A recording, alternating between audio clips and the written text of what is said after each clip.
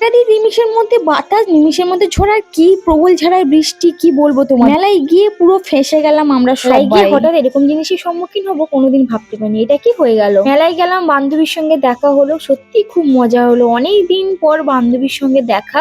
আর যাই হোক, মেলাটা কোথায় বসছে সেটাও তোমাদের দেখাবো। তো thank you so much for watching this video. Hello বন্ধুরা, আমি বানি কাঁথি থেকে বলছি। Welcome to my another video. সকাল সকাল ঘুম থেকে উঠে পড়েছিলাম, কারণ আজ আমার ছিল আল্ট্রাসোনোগ্রাফি। অপারেশনের পর থেকে একবারও আল্ট্রাসোনোগ্রাফি করা হয়নি, তো এটা আমার ছিল ফার্স্ট অপারেশনের পর আল্ট্রাসোনোগ্রাফি। আর এই সোনোগ্রাফি করতে গেলে আমার ভীষণ কষ্ট হয়, কারণ ওখানে গেলেই ওই কুটে কুটে জল খাওয়ায়, যেটা আমার একদম বিরক্তি লাগে। এক তো খালি পেট, তার উপরে এই কুটে কুটে জল খাওয়াটা আমার খুব বিরক্তিকর লাগে। কিসের অপারেশন, কি হয়েছিল, সে অনেকেই না বা জানতে পারে, সেই টপিক নিয়ে একটা ভিডিও করবো। তার আগে দেখো আমার অবস্থা পুরো খারাপ হয়েছে, ভিডিও করার চক্করে একদম ছিলাম না। গেছিলাম আমি 9টার দিকে, কিন্তু আল্ট্রাসোনোগ্রাফি করতে হয়ে গেছিল 10টা। তা প্রচন্ড খিদে পেয়েছিল, যাই হোক কান্দো করে আমার আল্ট্রাসোনোগ্রাফি হয়ে গেছিল। তাই আমি রিপোর্টটা নিয়ে যাইনি বলে একটু প্রবলেম হয়েছিল, তবে ঠিকঠাক আছে, আল্ট্রাসোনোগ্রাফি আমার হয়েও গেছে।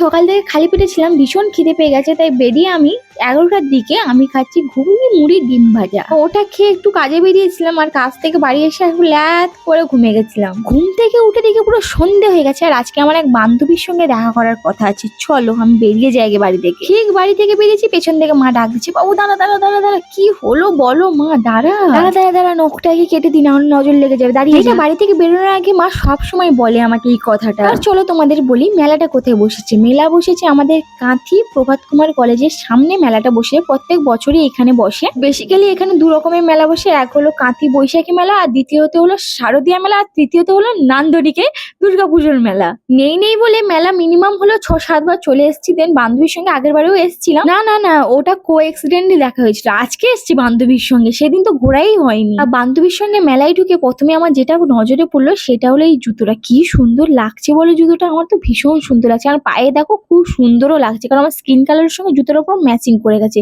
কি তাই তো, কেমন লাগছে বলো কমেন্টে কিন্তু জানিও জুতোটা কেমন লাগলো তোমার। সত্যি কথা বলতে, যে কাকুটার দোকানে আমি জুতো আনতে এসেছি, কাকুটা ভীষণ রুড, কারণ আমি অজান্তেই জুতোটা খুলে পায়ে দিয়ে দিয়েছি। আর দ্বিতীয়ত জুতোর নিচে একটা পেরক ছিল, যেটা আমি বের করতে ভুলে গেছি, ওই জন্য কাকু আমাকে ভীষণ বকেছে।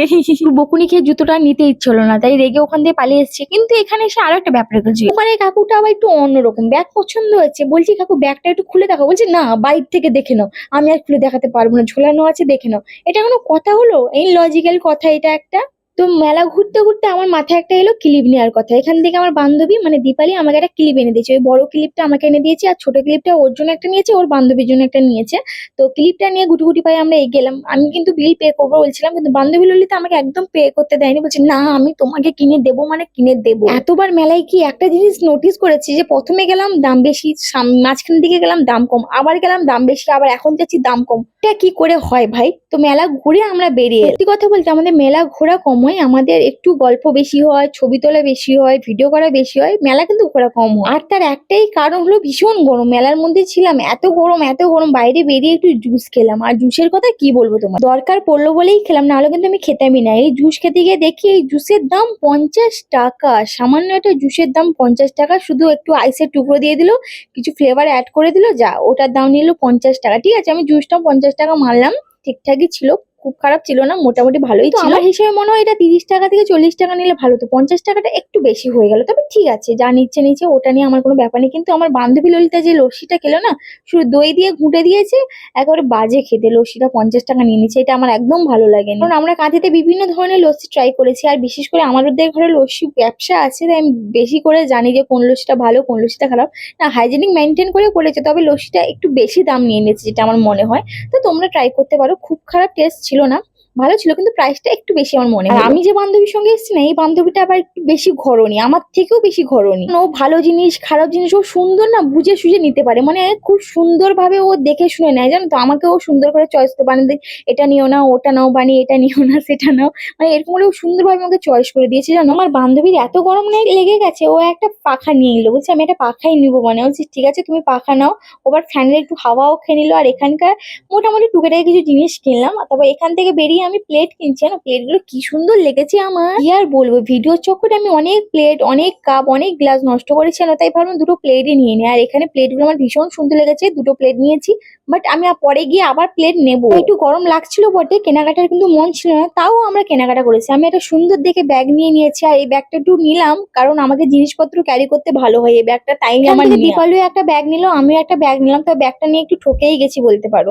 বাড়ি এসে দেখি ব্যাগটা পুরো ফেটে গেছে, তাই ওই যে একটু ঠকে গেছি, আর কি আর করা যায়, তাড়াহুড়োর মধ্যেই ছিলাম। তো ওখানে থেকে বেরিয়ে আমরা মেলায় এসে পাপড়ি চাট খাচ্ছি। তো এখান থেকে গুটি গুটি পায়ে আমরা এগিয়ে গেলাম কোথায়, আচ্ছা বলছি। এখান থেকে আমরা গুটি গুটি পায়ে এগিয়ে গেলাম কারণ আমরা এখন রিলস আর ভিডিও শুট করবো, তাই বললাম চলো একটা ফাঁকা জায়গায় যাই, ওখানে গিয়ে একটা রিলস আর ভিডিও শুট করাই যাক, কি তাই তো। তো ঠিক এখন আমরা কলেজের সামনে চলে এসেছি, কিন্তু না আমাদের দ্বারা ভিডিও হলো না। দেখো কি পরিমাণে বৃষ্টি শুরু হয়েছে, তোমাদের কি বলবো, ভিডিও আর করাই নিমিষের মধ্যে ঝড় নেমে এলো, বাতাস ঝড়, মানে একটা যে মাথা গোজার মতো জায়গা পাইনি। সামনে একটা অটো দাঁড়িয়ে ছিল, তো বাধ্যগত এসে লোকের অটোতেই বসে পড়েছি। বাট অটোর কাকুটা ছিল না, কিন্তু আমরা বিনা পারমিশনেই বসে পড়েছি। অন্য কিন্তু বারবার আমি হাত জোড়ো করে ক্ষমা চাইছি, কারণ বৃষ্টির মধ্যে আমি কোথাও যাবার জায়গা খুঁজে পাচ্ছি না। আর ওই যে অটোর যে কাকুটা, ওকেও আমি দেখতে পাচ্ছি না। তাই সামনে আরেকটা অটো ছিল, ওই দাদাটাকে বললাম যে এই অটোতে বসছি, কোনো প্রবলেম হবে না তো। তো ওই দাদাগুলো বললো না ঠিক আছে তোমরা বসো, কারণ ওই দাদার অটোতেও অনেকে বসে গেছিল আশ্রয় নেওয়ার জন্য। কি করবো বলো, হঠাৎই বৃষ্টি চলে এসছে, একটা না একটা জায়গায় তো আমাদের যেতেই হবে। তাই বাধ্য হতে এই অটো কাকুটার টোটোতে আমি বসে দেখি একটা দাদা বা কাকু গাড়ির তলায় বসে আছে বৃষ্টির জন্য, বৃষ্টি থেকে বাঁচার জন্য, যেটা দেখে আমার ভীষণ হাস্যকর লাগলো। তো এখান থেকে বেরিয়ে আমি লালটুদাকে ফোন করলাম, লালটুদা এসছে আমাদের নিতে। তো আমরা এখন বর্তমানে টোটোই আছি, আর টোটোই করে বাড়িতে ফিরছি। তো বৃষ্টি হওয়ার কারণে আমি ভাবলাম দীপালিকে ওর মেসে ছেড়ে দেবো, তারপর আমরা নাহলে গুটি গুটি পায়ে বাড়ি চলে আসবো, না পাই না টোটোতে করে বাড়ি চলে আসবো। আর হ্যাঁ, তোমাদের মানে ভীষণ বকর বকর করে, কি একটু বোরিং হচ্ছে তো, না হাসি পাচ্ছে কোনটা? আমার তো ভীষণ হাসি পাচ্ছিল, কারণ রাস্তায় যা জল জমে গেছিল ওটা দেখে আমার ভীষণ হাসি লাগছিল। আর মানেই আমাদের লালটুদার আবার মাছ ধরার ভীষণ ইচ্ছা, বলে আমি মাছ ধরবো, কই মাছ ধরবো। তো ওই কথাটা শুনে এত হাসি পাচ্ছিল, আর কি বলবো। তো বাড়ি থেকে এসে আমি কি কি নিয়ে এসেছি সেগুলো তোমাদের এখন দেখাচ্ছি। তো এইগুলো হলো রঙের তুলি, যেটা লোলো তার প্রজেক্টের জন্য নিয়েছে, আর আমার মা কিছু না বুঝে এগুলো চোখে লাগিয়ে নিয়েছে। ভাগ্যিস ঠিক সময় দেখে নিয়েছি, না হলে আমার মায়ের চোখটা যেত। তো ওটা নিয়েই আমি হাসছি যে তুমি মা কি যে করো যখন তখন, মানে কি আর বলবো। তোমাকে সামলানো সব থেকে বড় আমার দায়িত্ব, মানে ও যখন তখন যা করে ফেলে না, কি বলবো তোমাকে, মানে তোমাদেরকে। তো ওখান থেকে একটা বোতল নিয়ে এসেছিলাম, দুটো প্লেটও নিয়ে এসেছি, তোমাদের যেমন দেখালাম, দুটো না চারখানা প্লেট নিয়ে এসেছি ওখান থেকে আমি।